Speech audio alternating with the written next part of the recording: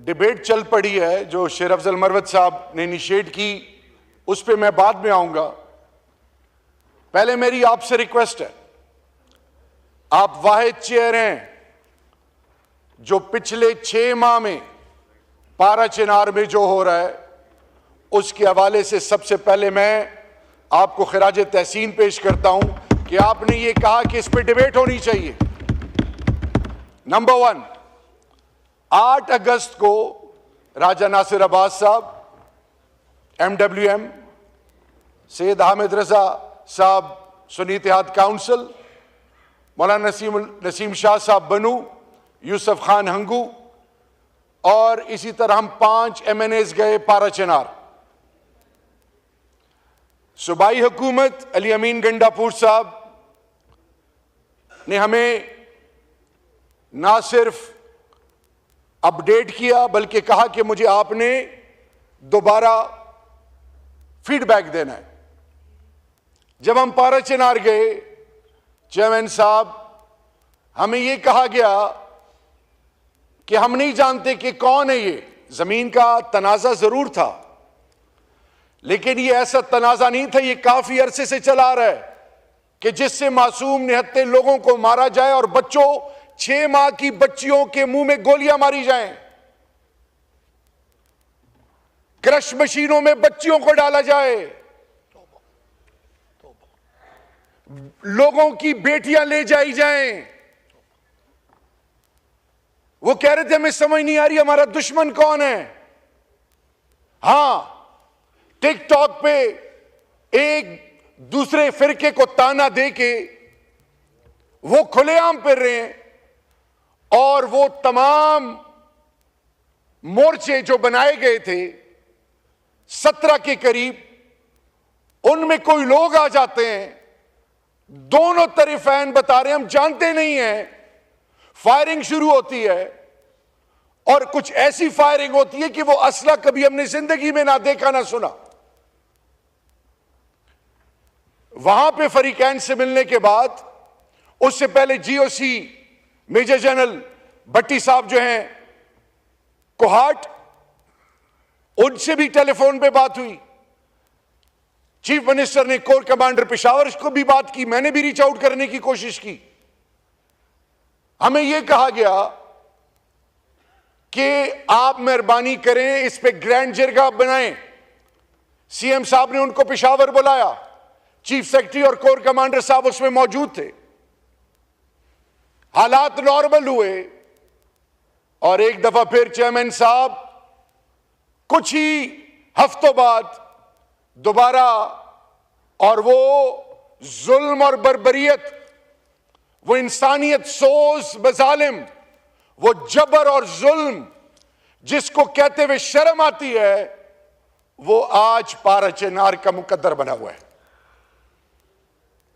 लोग आ जा नहीं सकते, अद्वियात नहीं, आपने खुद आज कहा ये फिगर कम बताई गई है, एक्सेस नहीं है, उनकी सुनवाई नहीं है, उनकी कोई आवाज नहीं है। मैंने बारहा इंटीरियर मिनिस्टर के हवाले से, फेडरल गवर्नमेंट के हवाले से, 18th अमेंडमेंट बेशक सूबे का रोल है लेकिन वफाक अपना रोल क्यों नहीं दिखा रहा। तो मेरी आपसे रिक्वेस्ट है, मैंने अभी आज फजल रहमान साहब से भी रिक्वेस्ट की है, मैंने परसों स्पीकर साहब से भी रिक्वेस्ट की कि स्पीकर साहब, एक नेशनल असेंबली क्या एक delegation parliamentarians from all the political parties, इनको पारा चिनार भेजें, वहां बिठाएं, क्योंकि इस वक्त ग्रैंड जिरगा कोहाट में चल रहा है, 3 हफ्तों से ग्रैंड जिरगा चल रहा है। चीफ मिनिस्टर खैबर पख्तूनख्वा भी आए, उसके अगले दिन गवर्नर साहब भी आए, सब चीजें चल रही हैं, ओनरशिप लेने के लिए कोई तैयार नहीं है। पारा चिनार की जो स्ट्रेटेजिक लोकेशन, पारा चिनार के इर्द गिर्द लोग वो सोलली डिपेंडेंट है लॉ एनफोर्सिंग एजेंसीज पे। कमिश्नर कोहाट उसको डिविजनल हेड है, उसको हेड कर रहा है। लेकिन मैं हैरान हूं कि आज हम माजी को तो याद कर रहे हैं, हाल के हवाले से जिस तरह आज हम पारा चला रहे, इसी तरह चमन, इसी तरह जारी खेल बक्का खेल बनू, इसी तरह पूरा ड्यूरेंट लाइन 2611 किलोमीटर का बॉर्डर, लोग इंटर होते हैं, हमारे लोगों को मार के हमें आपस में लड़ा के फिर चले जाते हैं, और हम अहमकों की तरह दस्तों गिरेबान आपस में उलझे हुए हैं। आज ये बातें जो, जब ये मेरा भाई आज ये बात कर रहा था, दो आवाजें मेरे कानों में आई। एक आवाज आई शेर अफजल मरवत के हवाले से कि लगता है कि सॉफ्टवेयर अपडेट हो गया, और इधर से आवाज मुसलसल उनके हवाले से, उनको डिस्करेज करने के हवाले से आ रही थी। मैं आज एक बतौर, ये थर्ड टर्म है मेरा, आज मैं ये सवाल पूछना चाहता हूं, आप ना होते तो आज मुझे फिर मौका नहीं मिलना था। ये कौन सी ऐसी कुव्वतें हैं जो हमें अडियाला में भी नहीं मिलने देती? हाई कोर्ट से हमने कंटेम्प्ट में परमिशन ली हुई नहीं मिलती। ये कौन सी ऐसी कुव्वतें हैं कि स्पीकर साहब के साथ एक डेलीगेशन रशिया में बैठे और उनके खिलाफ 780A के पर्चे हो रहे हैं? ये कौन सी ऐसी कुव्वत है जो कि उन लोगों को जिनका जीना मरना पाकिस्तान है, हमारा ईमान है पाकिस्तान, माओ बहनों बेटियों की चादर और चारदीवारी को पामाल कर रहे हैं? हम मॉडल टाउन और डी चौक को भूलना चाहें, आने वाली नस्लें नहीं भूलेंगी। ये इजाजत किससे दी इस सियासत में माओ बहनों की बेटियों की तजलील करना? बातें बहुत हैं चेयरमैन साहब इनिशिएटिव नहीं है। ठीक है, चार्टर ऑफ डेमोक्रेसी पे आपने बात की, आपके और पीपल्स पार्टी के बीच में तारड़ साहब ऐसा कुछ हुआ, वो तस्वीरें मैं नहीं कहना चाहूंगा। इखलाकियात के जनाजे निकाले गए, उस वक्त तो पीटीआई का दूर दूर तक कोई नामो निशान नहीं था। आपने माजी की बातें की, अगर माजी को दोहराते जाएंगे मुस्तकबिल, हाल और मुस्तकबिल कभी बेहतर नहीं होगा। Forgive and forget. अगर इस मुल्क के साथ वाकई हम सिंसियर हैं, आने वाली नस्लें, आज के बच्चे पाकिस्तान में नहीं रहना चाहते, वो लोग जो पाकिस्तान दुश्मन है, वो सोशल मीडिया हाइब्रिड के थ्रू हम में इतना गैप लेके आ रहे हैं। जिस तरह भी आपने कहा कि कहा गया कि जी पाकिस्तान के एक सपूत शहीद राशिद मिन्हास, निशान हैदर, जो पाकिस्तानी हो, जो अल्लाह और अल्लाह के रसूल का मानने वाला हो, और वो इमरान खान का सिपाही हो, वो सब कुछ कर सकता है पाकिस्तान और पाकिस्तान के शुहदा पे कभी कॉम्प्रोमाइज नहीं कर सकता। ये हमारा ईमान है। हम कहते थे, हमारा मजाक उड़ाते थे लोग कि यही वो फौजी हैं कि जिन्होंने जब हमारी घरों से और मस्जिदों में और इमाम बारगाहों और खानकाहों में खुदकश धमाके होते थे, जब लाशें नहीं मिलती थी, इन्हीं जवानों ने छाती आगे करके अपने जानों के नजराने पेश किए थे।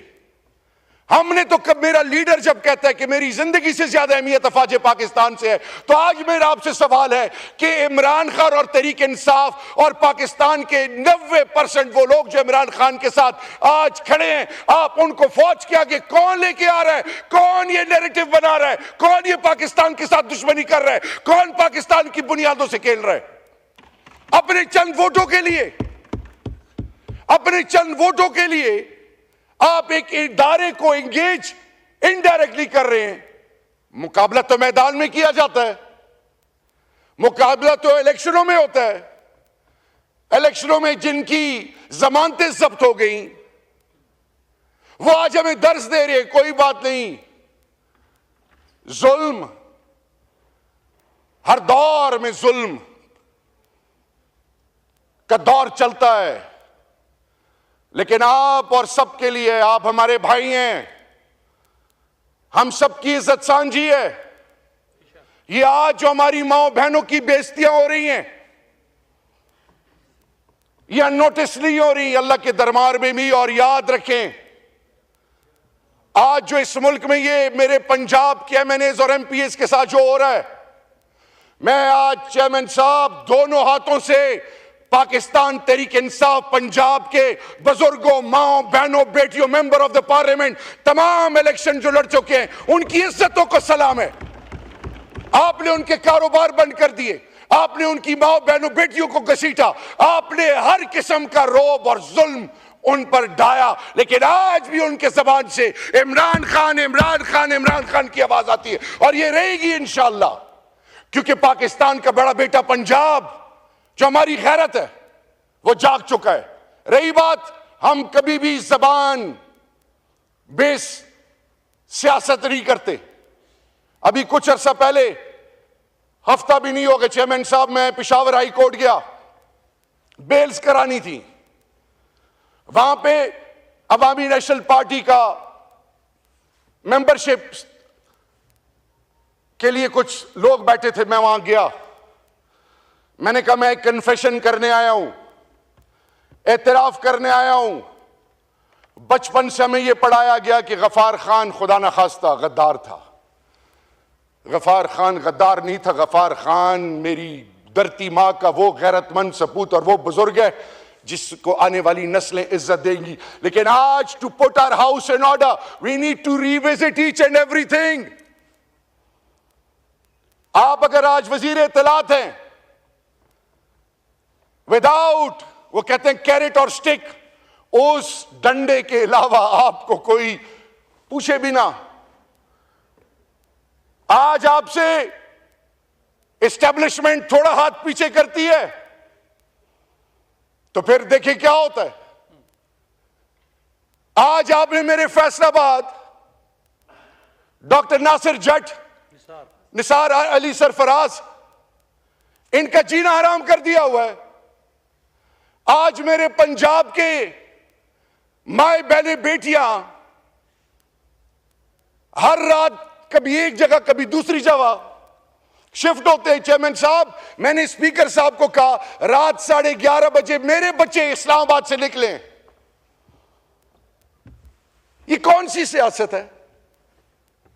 तो अगर आज वाकई, और ये ना हमें कहा जाए कि रेंजर्स या कोई और, पाकिस्तान का जर्रा जर्रा हमारा है। आप लोगों की इज्जतों पे कभी वो अल्लाह दिन ना लाए कि हम कॉम्प्रोमाइज करें। मैं आज मजबूर हूं कहने के लिए, राणा साहब बैठे हैं, उम्र में मुझसे बड़े हैं, कि राणा साहब, मैं नारकोटिक्स का मिनिस्टर था, minister for state. Intelligence based operation के थ्रू आपको जब अरेस्ट किया तब मुझे पता चला, और मुझे जब मैसेज आया तो मैंने उस वक्त के डीजीएनएफ और ब्रिगेडियर्स को बुलाया और उन्हें कहा कि अपनी औलादों की कसम खाएं कि यह सच है कि गलत है। मैं उन डीजी साहब को लेके गया प्राइम मिनिस्टर के पास, यही अल्फाज प्राइम मिनिस्टर के थे। मैं उनको कैबिनेट में लेके गया जिसमें फैसल वाडा साहब और ये सारो तारिक साहब जो है बावलपुर से, मुस्लिम लीग काफ के तारिक बशीर चीमा साहब, उन्होंने क्वेश्चंस किए। जब आपको फोन आया 9 मई के बाद शाहिद आफरीदी का कि शहरियार के साथ आपका जो मसला है, मेरी भाभी को आप लोगों ने क्यों उठाया है? मैंने तो आपकी फैमिली को, आपकी इज्जत को, कभी मेरी 7 पुश्तों में मेरी तरबियत ऐसी नहीं हुई कि मैं सोच सकूं। मेरी मां बहनों बेटियों को आप जरा पता कराएं कि मेरी बीवी बेटी के साथ आप लोगों ने क्या किया। मैं चुप हूं। ये बाकियों की जो माएं बहनें बेटियां हैं। राणा साहब, आप तो पहले कहते थे कि जनरल बाजवा ने मेरे ऊपर केस बनाया था, मुझे ख्वाजा साद रफीक ने हाथ से पकड़ा, मैं उलझना चाहता था। अभी आपने कहा कि जी इमरान खान ने उसको कहा था। आज निन्यानवे नामों के नीचे हैं। मुझे मेरा उस वक्त भी मजाक उड़ाया गया था जब मैंने कहा था कि 99 नामों के नीचे खड़ा हूं। अगर इमरान खान मैंने इनके खिलाफ ये मुकदमा बनाया हो तो अल्लाह हमें ईमान की मौत ही ना दे, तब भी मजाक उड़ाया गया था। मैं आज इतने अरसे बाद भी ये कह रहा हूं, आज आप पॉलिटिकल एडवाइजर हैं, आज आपके पास इख्तियार हैं, इंक्वायरी करें, तहकीक करें, बताएं कि किसने आपके खिलाफ ये पर्चा काटा था।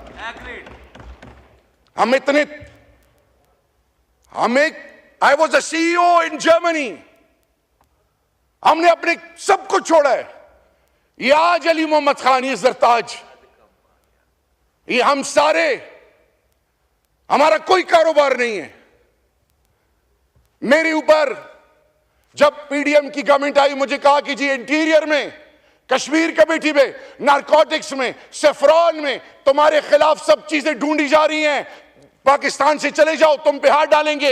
मैं 16 मई को अपनी बीवी और बच्चों के साथ अपने घर में था, बगैर किसी असले के, ना तब भागा था ना अब भागूंगा। आखिरी वक्त तक इमरान खान के साथ और पाकिस्तान के साथ खड़ा रहूंगा, ये हमारा ईमान है। लेकिन राणा साहब, आज आप मेहरबानी करें, बताएं ये कौन लोग हैं जो हमारी माओ बहनों की तजलील करते हैं। आपकी बीवी, मेरी मां, मेरी भाभी, मेरी इज्जत है, जो उनको गुजरना पड़ा, जो इससे पहले पीपल्स पार्टी ने सहा, जो MQM ने सहा, जो आज अख्तर मैंगल साहब मुंह फेरे बैठे में, जो बुख्ती साहब। चमन साहब, मैं आपके सब्र को दाद दूंगा। 11 सालों में अपनी हुकूमत में भी मुझे किसी ने इतना, मैं सिर्फ इतना कहना चाहूंगा चमन साहब, आप और ये ऐवान गवाह रहेगा, हमने बड़ी मार खा ली है। मैं अपनी बेटी के साथ गया था तो एज इंटरनेशनल स्टूडेंट उसका बैंक अकाउंट पाकिस्तान और मेरे नाम से जब आया, इट टुक 7 वीक्स। क्यों? रास्ते बंद हो रहे हैं हम पे। आपस की लड़ाई में हमारा वो जिसको 45 साल गले से लगाया, और अफगानिस्तान हमारी इज्जत है, गैरत है, हमारा भाई है, उसके जवान क्यों मुतनफर हो रहे हैं? ईरान और पाकिस्तान एक दफा फिर दूर क्यों हो रहे हैं? सऊदी के अंदर वो पॉलिसीज क्यों आ रही हैं मेरे मुल्क के हवाले से? UAE के अंदर कुछ तो है जिसके लिए हम जिम्मेदार हैं। क्या वजह कि पार्लियामान पे हमला होता है, मेंबर ऑफ द पार्लियामेंट्स को पार्लियामान से उठाया जाता है। 342 के पार्लियामान में अपर और लोअर हाउस कुछ कहना चाहे भी तो नहीं कह सकते। मैं उस वक्त भी स्पीकर साहब के पास गया था, अयाज सादिक साहब के पास, कि राणा साहब से कहें कि अगर कोई बात है तो मुझे सामने बैठाएं, क्योंकि मुझे कभी अली मोहम्मद खान बताता था, कभी कोई और बताता था। मैं आज राणा साहब बड़े खुले दिल से, आपकी उम्र मुझसे बड़ी, आपकी इज्जत मुझ पर फर्ज है, अगर हमने इस घर को ठीक करना है तो नेक नियति प्रायोरिटी नंबर 1 है। और अगर किसी के ज़हन में यह है कि गोलियों से डरा देंगे या पर्चों से डरा देंगे, उस रब्बे जुल जलाल की कसम, ऐसी मां पैदा नहीं हुई जो हमें गोलियों और इन पर्चों से डराए। ये हमारा ईमान है, ये अब हमारी जिद है। इमरान खान को इस कौम की जरूरत है, इस पार्लियामान और इस मुल्क के अंदर तमाम पॉलिटिकल पार्टीज के बीच में ट्रुथ एंड रिकॉन्सिलिएशन के अलावा एक यूनिटी और एक नई कमिटमेंट के लिए हम सबको बैठना पड़ेगा। हम सब आपकी इज्जत करते हैं, लेकिन ये कैसी इज्जत है कि मुझे आप कहते हो कि हम बनी गाला गए और फिर मां बहनों बेटियों पे हाथ डालते हैं। ये कैसी इज्जत है कि आप मैसेज भिजवाएं कि तुम्हारी बेटी 14 और 15 साल की हो गई है। ये कैसी इज्जत है? जो मां और बच्चियां रोडों पे भाग रही हों और इस्लामाबाद एफेट की सड़कों पे, और ये अगर ना होता तो मेरी 7 पुश्ते भी मुझे माफ ना करती। ना करें, इस हद तक ना जाएं। चेयरमैन साहब इनको बताएं और सुनने वाले सुन लें, इस हद तक ना जाएं। आप कहते हैं आप रेड जोन में आए थे, आपने हमारे बंदे भी शहीद कर दिए, जख्मी भी हो गए, पर्चे भी हमारे खिलाफ कर दिए, क्या क्या करने जा रहे हैं। तो वो ये तो 60-70 साल की जिंदगी अल्लाह के दरबार में, फिर आप क्या करेंगे? एक पॉलिटिकल वर्कर, एक खान के सिपाही और एक पाकिस्तान का बासी होने से, ये मेरा चेयरमैन साहब आपसे रिक्वेस्ट है, क्योंकि मेरा आपसे इस कुर्सी पे बैठने से पहले आपके बारे में मेरी एक और परसेप्शन थी, लेकिन आप वाकई जब आप जीए भुट्टो कहते हैं तो लगता है आपकी भुट्टो साहब के साथ कमिटमेंट है। आपको उसकी कमिटमेंट की कसम, अगर आप इस कुर्सी पे बैठे हैं और ये डिबेट चल पड़ी है और आपकी पार्टी के बगैर ये हुकूमत 1 इंच आगे नहीं जा सकती, वह अलग बात है कि अब इसके बाद टेलीफोन आने शुरू हो गए हों। अगर आप वाकई भुट्टो साहब के सिपाही हैं, इस इनिशिएटिव को या मत रोकें, लेकिन इस इनिशिएटिव को ये ना समझे कोई कि ये हमारी कोई कमजोरी है या डर है। पहले 9 मई के हवाले से हम कहते रहे कि जुडिशियल इंक्वायरी बनाएं, अब हम 27 मैसेकर के हवाले से कहते हैं कि उन शहीदों के घर जाएं, उनसे माफी मांगें, उनके बच्चों को ओन करें। हम आपके साथ खड़े होंगे। आए एक नया स्टार्ट लें, आए ये साबित करें कि कौम गैरतमंद कौम है, ये कौम अपने जर्रे जर्रे की हिफाजत जानती है, ये कौम हर लेवल पे जा सकती है, लेकिन ये कौम कभी भी अपने पाकिस्तानी को खून में लथपथ नहीं कर सकती। और मैं आज आपसे, ये जो रिग्रेट है ना, ये अंदर अंदर मार देता है। भुट्टो साहब के हवाले से एज मेरे भी वो आइडियल रहे हैं। मैं आज आपसे रिक्वेस्ट करूंगा, इमरान खान साहब जो अंदर हैं, 3 किस्म के लोग उनसे मिल रहे हैं, family, political team and legal team. मैं आज आपको कहना चाह रहा हूं, इमरान खान को आपने जितनी तकलीफ देनी है दे दें।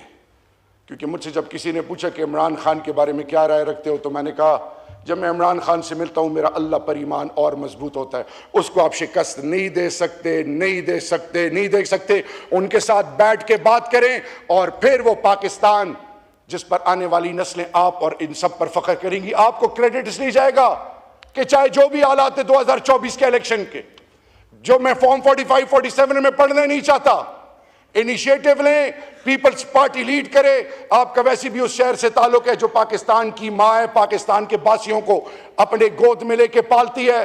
अल्लाह हमें तौफीक दे कि हम मुत्तफिक हों, अल्लाह हमें तौफीक दे कि हम जालिम के खिलाफ खड़े हों। और जिसने मेरी धरती माँ को और इस मुल्क के कौम को लूटा है, अल्लाह तू उसको अपनी पकड़ में